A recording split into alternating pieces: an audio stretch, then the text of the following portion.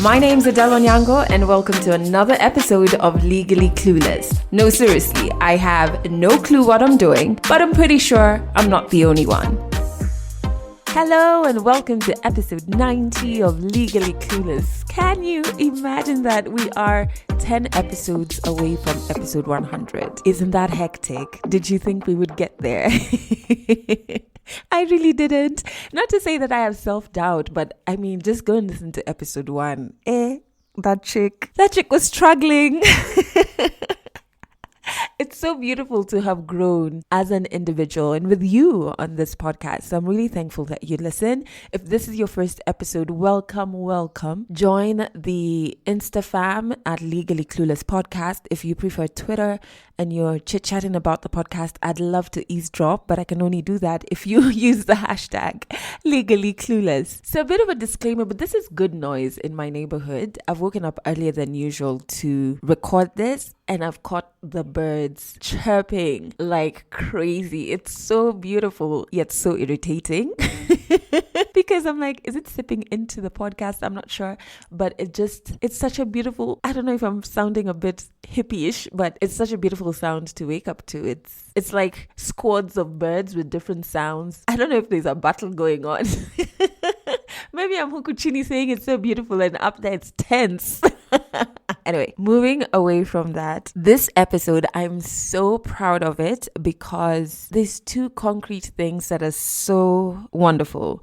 The first, obviously, being 100 African stories, which is going to come up a little later in this episode. Listen to this. When I was in high school, I was seriously in a relationship. The results did not go well, but for her, it worked well. Got the grades to go to uni, and I was anywhere close to a uni grade. After going to uni, the communication started to break down. I would call, she would not call back. So when I got to the school, she was waiting for me. She said, I think we are in different levels in life. I don't think that we can continue having a relationship. And I have a boyfriend. So she took me like, I want to introduce you to my boyfriend. And that is why I even invited you so that you can know each other. But don't worry, I have plans for you too. Boyfriend was a basketballer, So he introduced us, my ex-boyfriend and my boyfriend. My auntie said, Billion, we've been thinking about you. At some point, I've been thinking of even organizing a woman here and sending her to Nairobi so that you can have somebody. She was like, even if you bring us a man, we will help you to love. Sisi, tutakusaidia kupenda tu. That's the story by Billion, and it's coming up a little later in this episode, as well as something special. That's kind of new, but not new, but I will explain all of that as we go along. So I think you can tell from my voice that I'm super excited. I think it's because we are 26 days away from Christmas as of now, which is the 29th of November. Obviously, next week is Christmas. And not Christmas. Next week is December. But December is basically Christmas, the whole month. And even if we have this curfew that's extended until after New Year's, at least in Kenya, I don't know. I still get very happy during Christmas. I get happy because I get to spend time with my sisters. Not to say that we don't spend time other days, but it's magical when we're together. It's a time where we have so many good memories from my mom because my late mom loved Christmas. I guess that's why we all do. So our Christmas trees in all of my sisters' houses are up. Mine's up as well. If you are in Nairobi and you're big about Christmas like me, you may want to check out Carrefour supermarkets because they have really good Christmas decorations, but they sell out so quickly. I know the decorations were put out on the shelves like last week, but one. So they've been out for 2 weeks. So already things have gone down kidogo. So don't ask me how I know the schedule of everything. I'm big about Christmas. So that's probably why I'm very excited. I don't want to take up too much time because we have two key things in this episode that I want us to jump into. So first, I just want to go into the song of the week, which I realized for the last couple of episodes, I have run this like a monopoly. I've just been sharing only my songs and not giving you a chance to recommend songs that we should check out. So I was going through the Legally Clueless hotline number and I came across this. I'd suggest you listen to this song. It's called Makala, yes, by Mlinda the vocalist. He's South African. It is such a vibe. Yeah, so make sure you check out that song. I just did, and it's so nice, especially if you like a lot of like South African house music. But there's something about the chorus that has a very distinct type of harmony that you don't hear often in songs. That's really soothing. So check it out. I've put a link to the song in the description of this episode, because if you try to type out the name for yourself, you're probably going to misspell it like I did. But away from the song of the week, the first thing we're going to get into in this episode has been done before. I mean, there are episodes in the past where I've had like my best friend Val come on and we just talk about friendship or therapy or, pursuing our passions as our careers and not making money from them. Even when I'd have conversations that were as cool as the ones I've had with Val, and I think I've had the same conversations on an episode with Linda Nyangweso as well, I would be like, this is such a good convo. I would really love to be able to share it with my podcast fam. But I was like, where would I put it in the episode? Like, would it make sense for you? Or would you just feel like I've lost my mind? Or would you feel a bit thrown off? And so this particular convo you're going to hear, I recorded it some time back, but I didn't know how to kind of fit it into the podcast, if that makes sense, until I realized, wait, I wanted this to be a space where I can just be real, raw, and be very reflective. Is that the word? Reflective of where I am at that present moment. It didn't have to be as stifling as traditional radio. Things can be added whenever they need to be added. So last week but one, I'm brushing my teeth and I get this profound thought. I'm being sarcastic.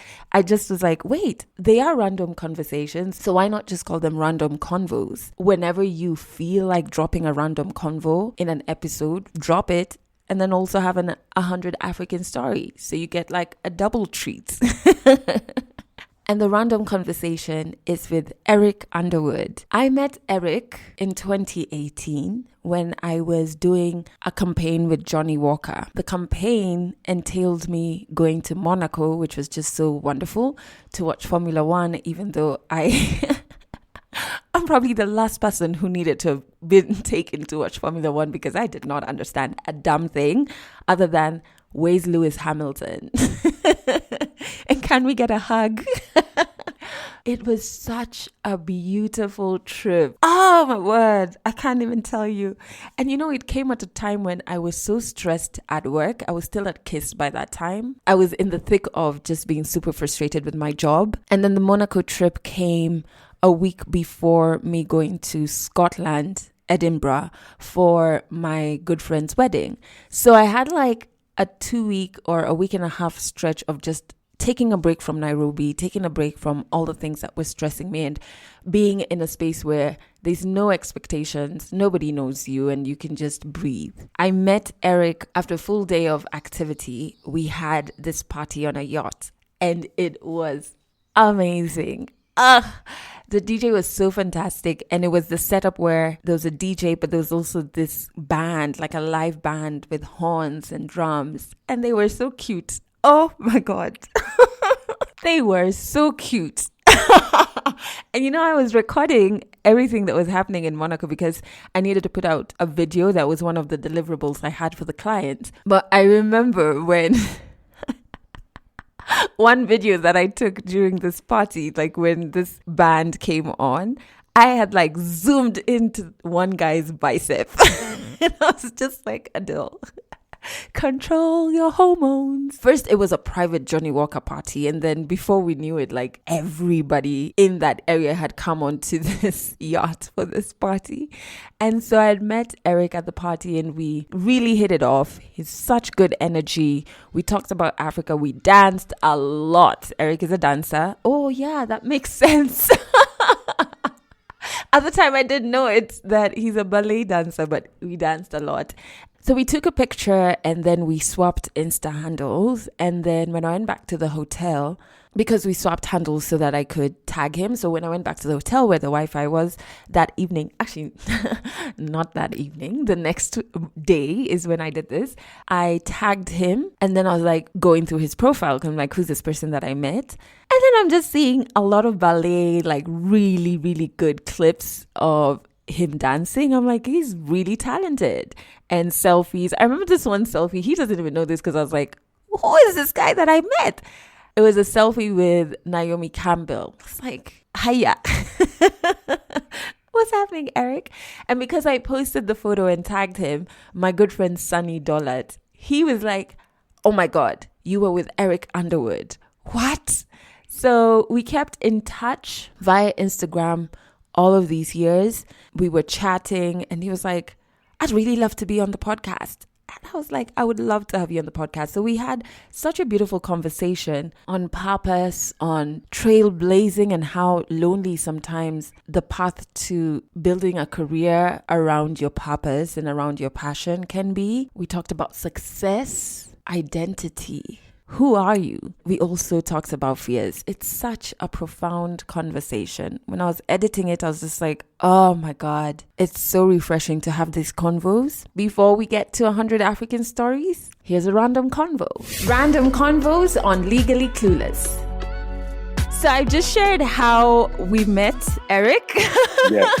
I don't know if you remember much about that day and that entire trip, actually. Yeah, we were down at Formula One in Monaco, was it? I didn't know much about Formula One, but there was lots of great parties. Yeah. I completely agree with you. I didn't know much about Formula One either.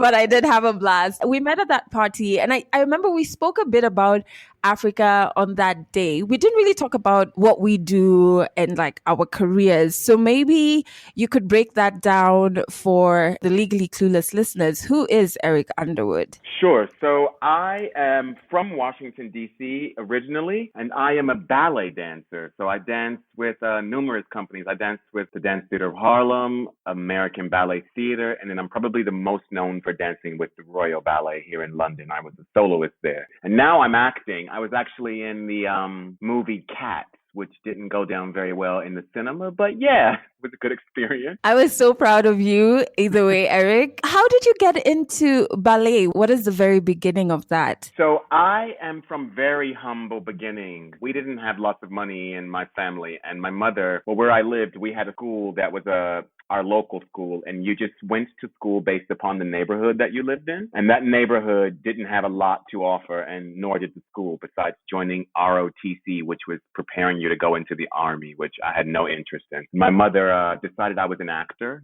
She can be quite pushy, and she sent me to an acting audition to go to a performing arts school, and I was rejected immediately during the audition. I forgot my lines, and they said, no, I'm sorry, thank you. And I walked out. I saw a couple of girls stretching before their dance audition. I had never danced a day in my life, but I knew my mother was sitting in the car and she was going to lose it when she heard I didn't get accepted into the acting school. So I just walked into the dance audition with those girls wearing like jean shorts and a Bebe Kids t-shirt. I'll never forget it. And they were all trained dancers, but I said to the teacher, if you show me I can do it. I felt quite confident because that had been instilled in me from a long time before. And they took me on a probationary level, and 6 months later, I was living in ballet boarding school. That was it. Yeah, and the rest is history. I became a ballet dancer. It's so interesting how sometimes I have these conversations with my best friend about, does your purpose find you or do you find your purpose? And I feel like the story, it's like your purpose found you by force. Absolutely. Absolutely.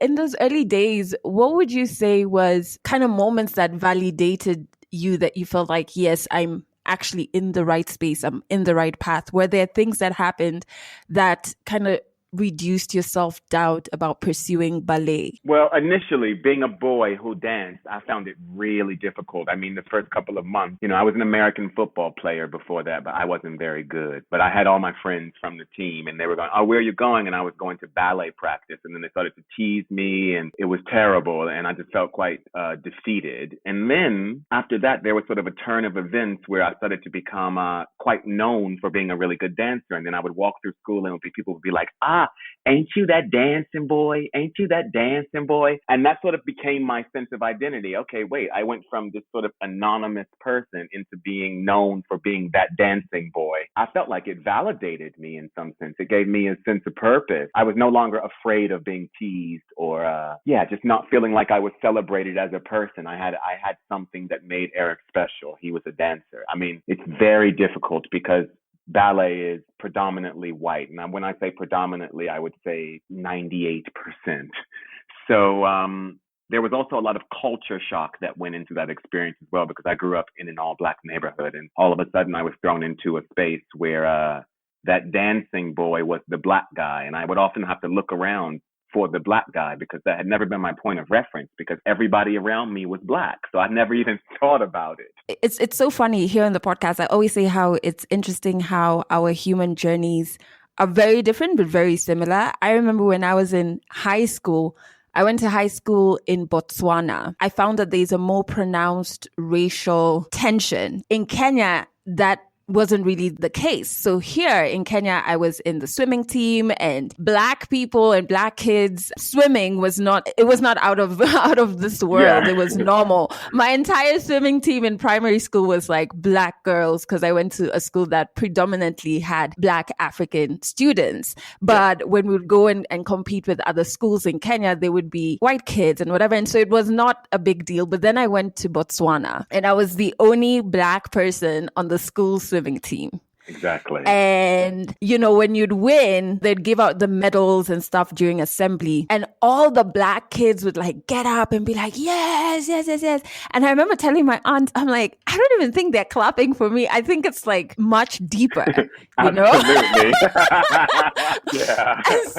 But did you have any moments where, because I had a moment where I felt like quitting specifically because of being discriminated against because I was the only black girl on the swimming team? I think I definitely did initially face a lot of discrimination. And as I was saying, when my identity became the black guy, I found it very odd. And also too, ballet can be quite elitist. People that come from lots of money often do that. The tuition is very high. And I found myself living in a ballet boarding school with people that were much more well off than me financially. And I felt quite defeated by that because everyone had great clothing and they could go out and do things I just couldn't afford to do. I mean, I was working at Reebok Sports Club from 6 a.m. until 10 p.m., giving out locker room keys and then rushing off to ballet school when everyone else was resting before they started. But I needed money so that I could eat and do things, and I didn't have that family support. I think what it did was it made me incredibly competitive because ballet is very like a physically tangible. So I thought, okay, well, if I'm in a class with people and I'm the only black person, I can maybe put my leg higher. Maybe I can turn around more. Maybe I can jump a little higher. I need to be actually better just so that I can be on an equal playing level with these people. So I found that it made me incredibly competitive. I come from a household where my mother really instilled in me, you are the best thing since sliced bread. So I didn't have any confidence issues in the space. When people would say racist things and everything, I always felt like, oh, wait, they're mistaken. They just don't know. I'm actually really great because my mother beat that into me. High five to your mom. Yeah. I also want to explore the issue of masculinity. That's a huge conversation. What an African man should be, what a black man should be, and what a man should be in general.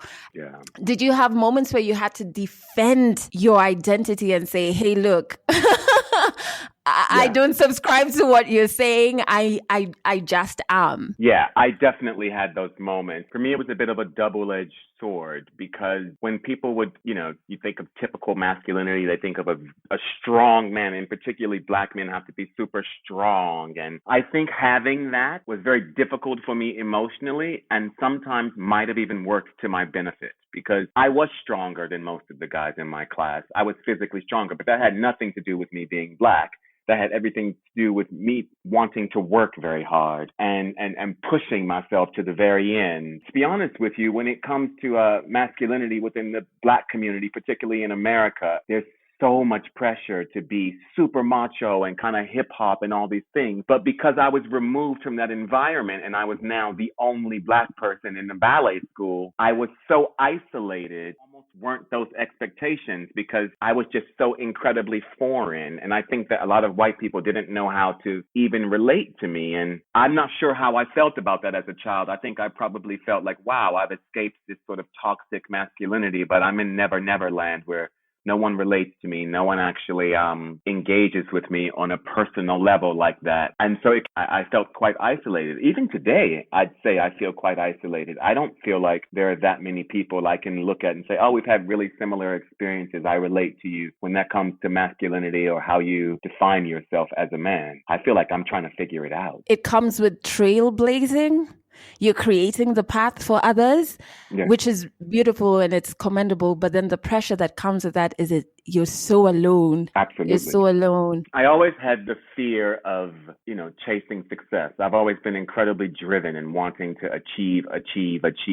In these achievements, I found that it took me further and further away from my family. So I moved to ballet boarding school. I was no longer living with my family. And then I left. I moved to London. I'm no longer with my family. Everything I do seems to get me further and further away from my family. But in the public's eye, I'm achieving these great things, but I'm achieving them in a predominantly white world, which is pulling me further and further away from my roots, which I already barely know anyway. I think I am fearful of how I measure success now, especially with everything going on in the world right now. I've always measured success by having very tangible achievements, but I'm reevaluating that. And maybe success is having time with your family and, not achieving all these things and sitting in a room alone with lots of trophies. I'm not sure that's the goal. So I fear becoming very successful and alone.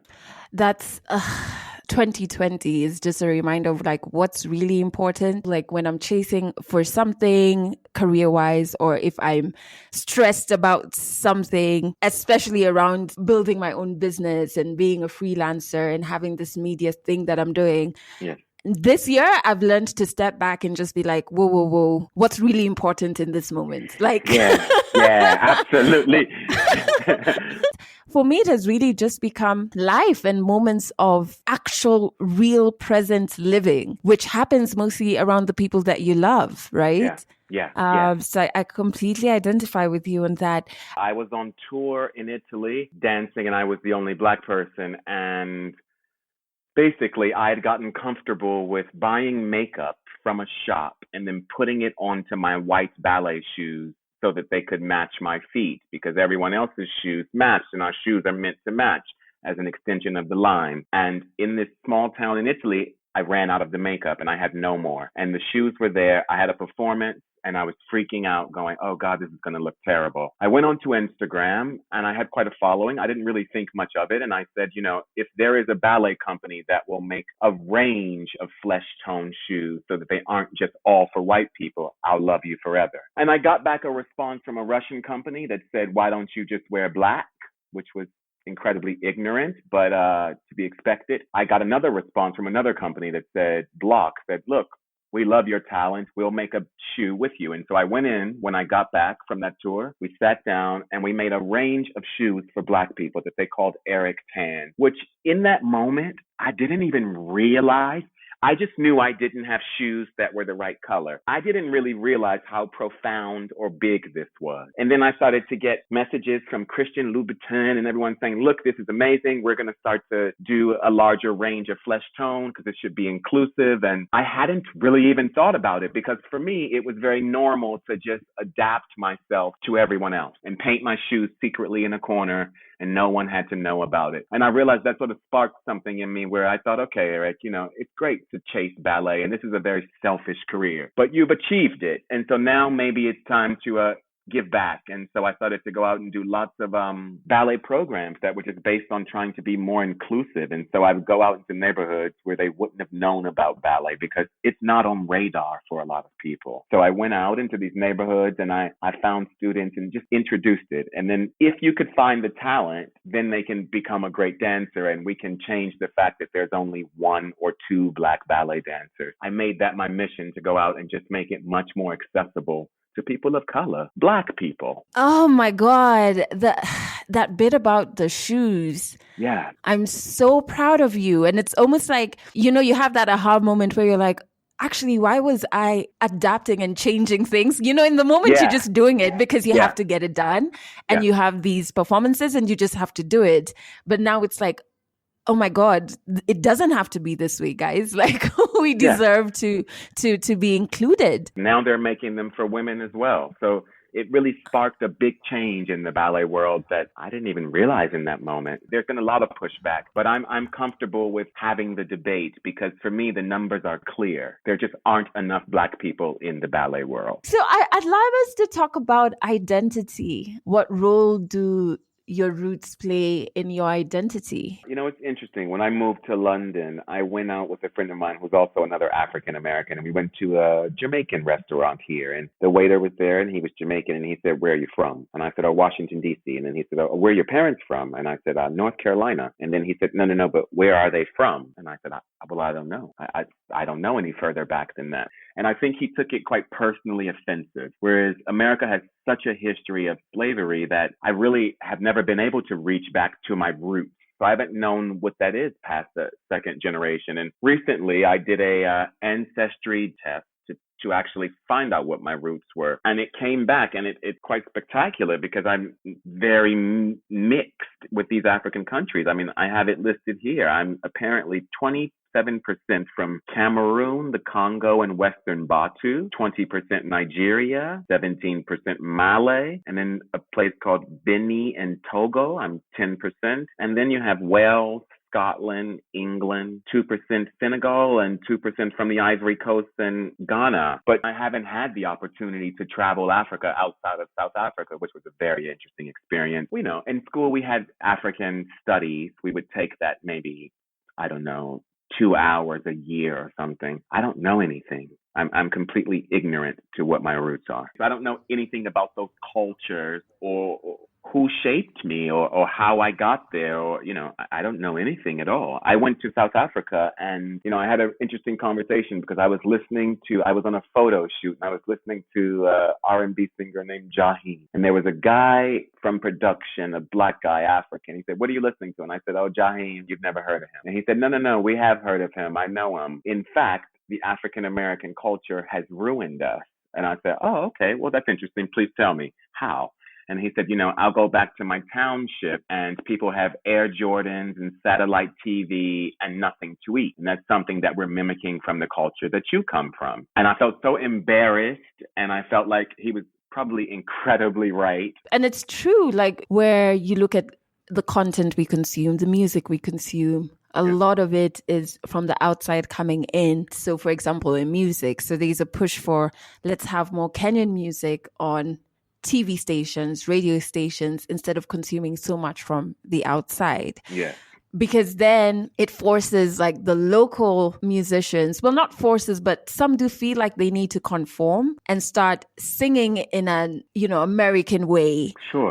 Talking about American brands and like all of those things that we didn't grow up knowing. Yeah. Because that's what's playing. Their end game is it's a means to an end. I want airplay. Do you resonate with a lot of African music? I think it's a search for identity. I mean, you know, in this era of Trump and all of these things with so much division happening, I feel like Black people are outside of the continent are searching for identity. Because I don't think that people, I mean, I can speak for myself, outside of the continent have that feeling. You know, I have Italian friends that are incredibly patriotic about Italy. I'm not that patriotic about America. That's never really felt like home. I live in London. That doesn't really feel like home.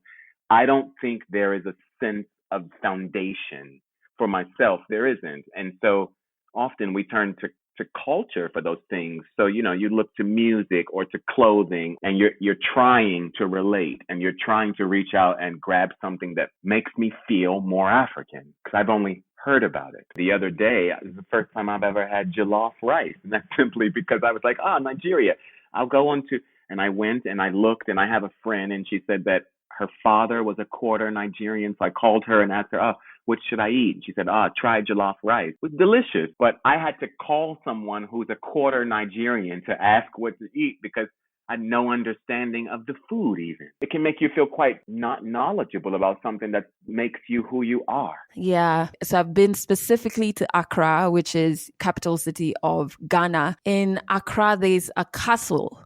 It's called the Osu Castle. It's where a lot of the slave trade was happening. So first, it's this beautiful, bright white castle on the shore. At the bottom, there's like an underground tunnel where slaves were transported for kilometers underground. So they didn't even know they were below a castle. Then there's this door they would go through, which was the point of no return, or the door of no return. And it was like one of the key slave trade bases. Being in those spaces, it was heavy. It was emotionally heavy. Even if you had one drop of African blood in you, it was heavy, because you knew, especially for those who are people of African descent, you knew this was probably the closest to potentially your roots that you'd ever get. And it's such a vile space. For me, I realized I learned a lot of Kenyan history, but I didn't learn a lot of African countries' history. Right. Which, of course, we can thank the colonialists for. Yes. In trying to divide us. They didn't. Yeah. We didn't get to learn about each other, because then it would make us stronger. And when I'm traveling, I'm often the minority. I'd love for once in my life to be in a space where I'm in the majority. That's never happened. Even when I went to South Africa, I was on a photo shoot with a Swedish brand. So I was there and I spent 99% of the time with Swedish people. Nothing against them, but nonetheless, I've never seen Africa. I've never felt that camaraderie. I'd love to learn more. We've spoken about that. I'd love to have a sense of identity with Africa, a much stronger sense of identity. And the world that I live in is pushing me in a different direction. And it's really important to me to find some foundation. I'm not sure when the next random convo will be, but I hope you enjoyed this one. So many things to think about around fear, success. I'm always asking people, what's your definition of success? And feel free to share your definition with me, either in the comments or on our Insta page, which is at Legally Clueless Podcast. In fact, I think I'll ask the question there as well. I don't know why I have never done that. So I will also, in the description of this episode, put links to Eric's social media platforms so you can get to interact with him. He's really such a good soul. I'm so fortunate to have met him, and I think that's one thing I love about traveling is I make so many friends randomly. And so now we need to go into 100 African Stories, which is a very interesting story about a very peculiar relationship. And it's a story by Billion. 100 African Stories on Legally Clueless. Stories from Africa. My name is Billion Ojiwa. I'm from Nairobi, Mathare, Kenya. When I was in high school, I was seriously in a relationship with this woman, this amazing woman that I thought would be my everything. I introduced her to my grandparents. She was part of the family. Everybody knew her. And I think I was also part of her family on the other side. So we went to Form 2, we went to Form 3, we went to Form 4. It's because, those old days, people would get into serious relationships very early. And I'd seen even my uncles getting married early as 18, 19. So as a firstborn, and after losing my parents, I wanted to set a base for my brothers and sister. And I thought what would happen is if they have somebody they can call a mother, not just a mother, but somewhere to come to, because as a bachelor, I knew it would be hectic. So we went to Form 2, Form 3, we went to Form 4. Then now after high school, when you came to Nairobi now after school, so things happened when we were in school. There was those instances where people were getting leakages, and when we were getting, because I had cousins in Nairobi, I would get some papers or some clues and stuff, and I would share with this girl because I loved her so much, and I just wanted things to happen. So things happened, I think, in our school. The results did not go well, maybe because all of us were sharing what we had gotten. But for her, it worked well. So she got the grades to go to uni, and me, and I remember when we were receiving the results, we were at the same place. I went to her mom's place, and we were sending messages. And, I was so excited. I knew that, this one, I am hacking. So she sent hers first. I think she got a B plus, and I sent mine, and I was anywhere close to a uni grade. I resent again to confirm, and it was so. So I accepted my results, but I still thought that we could work out things. So knowing that I could not join university, I did the transition so quickly and started hustling. I remember my first job was to market the promotions. So I would go to roundabouts, we give flyers, and at the end of the day, you're given 300 bob, which accumulates, then you're giving at the end of the month. So she managed to go to uni. So one of the unis in the sides of Nyahururu. So I had a cousin sister who lives in Nakuru, and she knew how I love this woman. So after going to uni, the communication started to break down. I would call, she would not call back, would try to communicate, it would not happen. So my cousin, we were super, super close. We are still super close. So she'd tell me like, yo, so I didn't have parents, so there was no any other plan. So for me, my only hope was to go to uni and continue with my education. So when that plan did not happen, so I had to, look for an alternative. So while I was hustling, I was saving. I loved my grandmother so much. We were super, super, super close. So every Christmas I would go home to visit. So I'd made a plan I saved for 2 months when I was doing the job, walking from Isili, where I was living with my auntie, to Wilson Airport, where the company was based, every day for 2 months. We come get materials, then it used to be funny, they would ask you where you come from. They wanted to know if you're passionate about the job that you're doing, the promotion job. So Chris, who was my boss, would send me to the Globe Roundabout, where the people from my area uses. So it was really hard. Yeah, so after saving, I was making plans to now go visit my girlfriend in school. So my plan was to visit the girlfriend in school. I did not completed paying the school fees, so I didn't have my certificate. So I'd saved enough to go clear my balance in school, get my certificate. And I also wanted to surprise my grandmother. So I went to Sili, bought a nice dress for her, just to take for her.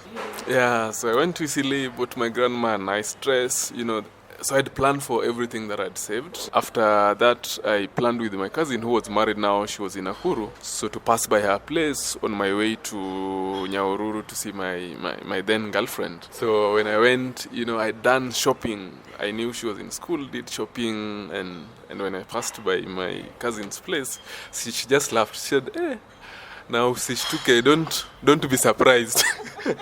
So I went in the evening. I was planning to spend. So there were so many things in my mind, the plans that I'd made. How it's gonna be an awesome weekend. So I left Nyahururu, and it was the first time, that I was traveling. I just thought how that road would be, and she told me to just come. So I went to Nakuru, to Kamatatu, to Nyahururu. It was an awesome trip. So when I got to the school, she was waiting for me. She took me to the dorms. I left the shopping. And then she said, I have a surprise for you. I asked, what is the surprise? These are her words. She said, I have been thinking about this. And I think we are in different levels in life now. And I don't think that we can continue having a relationship. And I have a boyfriend. So she took me like, I want to introduce you to my boyfriend, and that is why I even invited you, so that you can know each other. But don't worry, I have plans for you too. So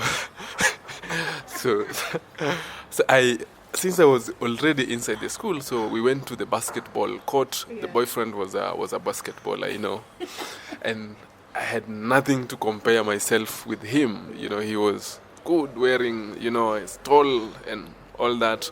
So he introduced us, my ex-boyfriend and my boyfriend. Yeah, so after that, the boyfriend continued playing. So in my mind, I didn't even know what to do. I was trying to think, I was trying to imagine so many things. So it was around 5, 6-ish. Then now when we were walking back, she said, I'd made plans also how you will sleep. So I'm going to introduce you to some guys. You will spend the night with them. Then tomorrow morning, we can see how you can get back now. It was so heartbreaking. I think for once, I I lost everything. So I said, no, I can't sleep with the people that I don't know. So around 7, it was late for me to travel from, again, Nyahururu to Nakuru that night. So I called my cousin to explain to her what happened. She laughed until I disconnected the phone. It's like she knew what was happening and she had not told me. So I went to Nyahururu town. I think that is one of the longest nights that I've ever had. I went to a lodging. I paid for a lodging. And when I went to the lodging, the steamer went. The lights went. So I was trying to cry. I was trying to look at myself. But, it's dark the whole night. But I said I don't want a relationship after that. So from there, I think I stayed for 4 years or so without getting to any relationship. I would see a woman, I would think about what happened to me. I don't complain. I think it helped me to focus on myself, to build myself more until there's a day, every Christmas we would travel to the village. And when we travel to the village, all the cousins come, they come with their wives, they come with their girlfriends and stuff. So there's one day, so my aunties have been having these conversations behind the scenes. They didn't know what happened to me because I don't share much. So there's a day we went to see my aunties. Kumbe, my cousins have been having these conversations, so they're just waiting for me. So when I go to the house, people started eating and they started like, the Vijanas will eat last. So even there's some of my cousins that are way younger than me, but have wives and have children. So I felt a bit provoked. Kumbe, that was just the beginning of the real provocation. But so we sat down, and after eating, my auntie said, Billion, we've been thinking about you, and we've been at some point I've been thinking of even organizing a woman here and sending her to Nairobi so that you can have somebody if that is the problem. It sounded so funny, but I could relate. I know uncles that have seen their wives for the first time when they came to Machakos. So I was imagining that happening to me. Yeah, then, what broke me more was, she was like, even if you bring as a man, we will help you to love. Sisi, tutakusaidia kupenda tu. Ule mtu tuletea, we will just help you to love. I looked at everybody was having a family in that table, in that room. And I said to myself that when I get to Nairobi, I'm going to make sure that I have a wife. I even wrote a list when I was leaving home coming to Nairobi of my friends, girlfriends, friends who are women, female friends who have a child. So I didn't want to start from scratch. So I went for a date with a couple of them, just trying. But it was not just working for me. But I didn't want also to be, the reference point when aunties, uncles are talking about people to emulate the examples, to have me as a bad example to those young people. It changed how I look at women, and I'm so happy that, at the end of it, I got somebody that, understands and loves me, and we love each other. I don't like revenging, but I kept in touch with the woman just to know how she's doing in life. But I'm so happy for her. I am still a friend of the family. I don't regret. I think she was right, and maybe if I would have continued, I would have not been the person I am today. I would have, invested my energy, my time, my everything into that relationship. But now I directed that energy to somewhere else, just trying to be a better person, just trying to be me. Yeah, she's doing well. We are friends. If I raise it up, I think it will feel like maybe I'm bragging because she's not married. They're still dating, the basketball guy. Yeah, so I feel maybe it will look like maybe it was a competition, so I was trying to compete with her or something. So I've not raised it.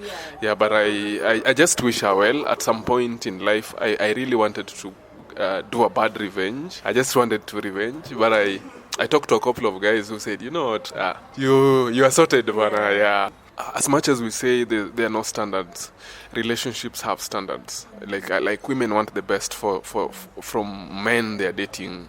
So it taught me to, for me to be in a good relationship or to get somebody that I deserve, I have to work so hard on myself. Yeah, so but doesn't mean that there are relationships that are, opposite what I went through and the people who are in love. My wife has masters and I'm yet to graduate.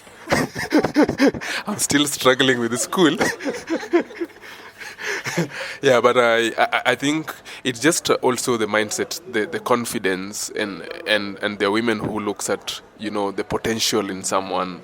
There are also men who looks at the potential in others, but there are also people who looks or wants ready-made. I would even go for dates. I would see women and feel like, you know, I am not man enough.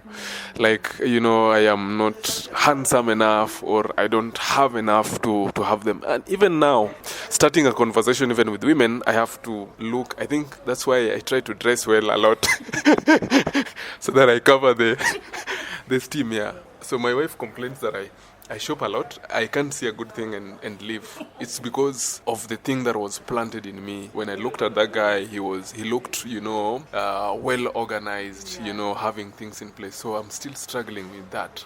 Yeah, so those are the things that happened to me. So I would get a woman, we would start dating, but at some point, there's a point I went to a lady's house, you know, I looked at my house and I compared. She looked so organized, then I automatically disqualified myself that, you know, I think she's ahead of me.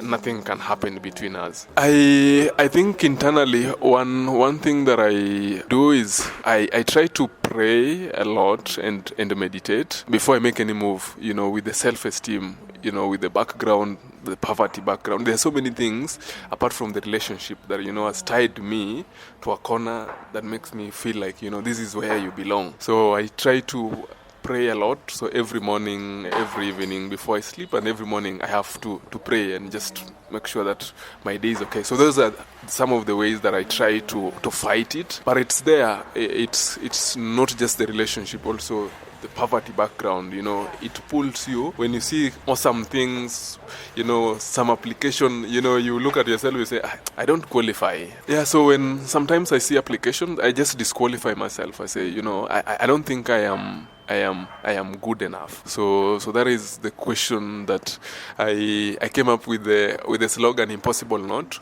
So that is what drives me out of that zone. But normally, even before I say impossible not to myself, I would question if I really qualify, if I really belong to that circle. And what I tell guys, including my younger brother, my last born brother, you know, I tell them, you know, the self-esteem cannot come from somebody else. It is you to own it. And the best way to own it is to work on yourself. So work hard. Men, we don't have any other thing. It's just keeping working hard. So that is one. And then the two is work on yourself, your appearance. Make sure that you look good at all times. Sometimes it doesn't cost much. But you know that even if you are weak inside, that gives you the small confidence that you need to make the step. So work hard, dress nice, smell nice if you can.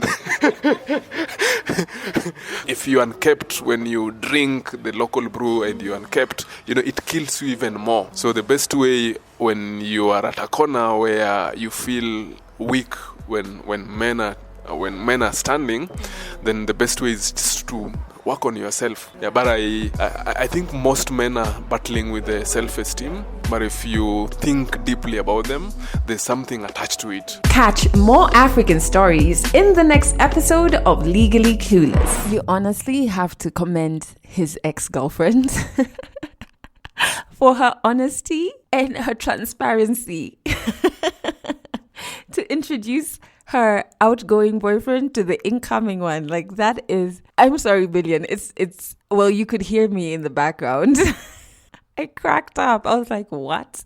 I did not expect that's where the story was going. But Billion is the founder of the Billion Music family and also the founder of Feature Uchi Initiative. So remember, I think you've heard him on the podcast before when he came on to share how you could help families in Mathare get access to food and other essential items when we initially went into lockdown. He's still even carrying on that campaign to date. He does amazing work in Mathare, and he's somebody who has been such an advisor for me, especially when it comes to the work I do in my NGO, which is the Adele Onyango Initiative. You just have no choice but to admire his drive. Do remember that you too can share your story on this podcast. All you have to do is record a 1-minute story demo and send it to the Legally Clueless hotline number. So your story demo is just you telling me a bit about the story you want to share. It'll probably take me about a week to get back to you. And once I do, we'll set out a date and time when we can virtually record your story. Oh, so the podcast number.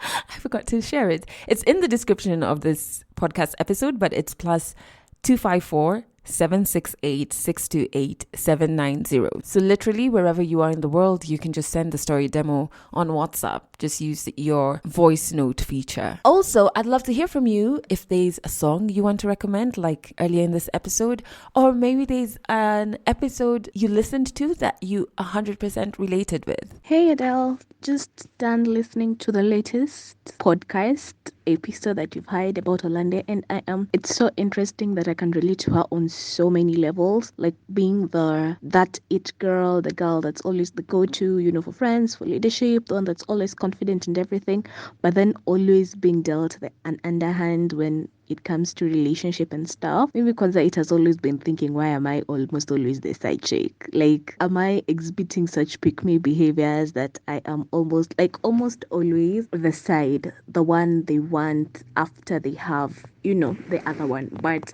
I think I had a conversation with my friend and I not put so much pressure on myself for that.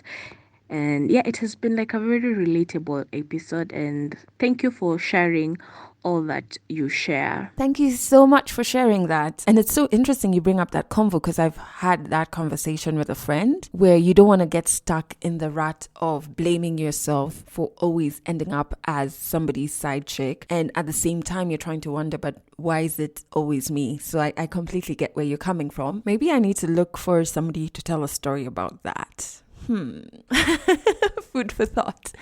So, of course, there are new Legally Clueless podcast episodes every single Monday, but also this podcast plays on Trace Radio in Kenya. So if you go to traceradio.co.ke, you'll be able to see all of the different frequencies of Trace in Kenya, and you can catch the podcast there every Monday, Wednesday, and Friday at 9 a.m. and at 8 p.m.